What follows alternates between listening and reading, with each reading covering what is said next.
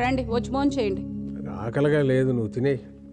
రే నువ్వైనా తింటావా? నేను ఆల్రెడీ పార్టీలో తినేసి వచ్చా. మానేయండి తిండి. అమ్మకి చెప్పే వెళ్ళాను కదా నా పార్టీకి. I just don't get her sometimes. రే నీకు ఇష్టమని సాంబార్ రైస్ చేశాను. ఆకలి లేకపోయినా తిను, యాషాలేమాక. అమ్మ నాకు అసలు అర్థం కాదు నాన్న.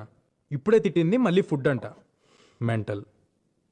అమ్మలు అంతేరా, వెంటలే మనకు తిండి పెడతారు, మనతోనే తిట్లు తింటారు. ఏమనుకోవాలని వాళ్ళు అంతేరా. గొడవ పడేది మనతోనే, మన మంచి కోసమే. మనం దాన్ని చేదస్తాం అనుకుంటాం, వాళ్ళు దాని బాధ్యత అనుకుంటారు. కరెక్ట్. యూనో సంథింగ్, ఇంట్లో అమ్మో నాన్నో తాతయ్యో నాన్నమ్మో లేకపోతే ఇంకెవరు అడుగుతారా మన్ని తిన్నావా ఉన్నావా అని? వాళ్ళు ఉన్నప్పుడు వాళ్ళు వీళ్ళు తెలియదురా.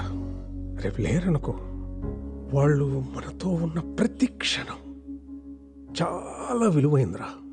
Treasure it.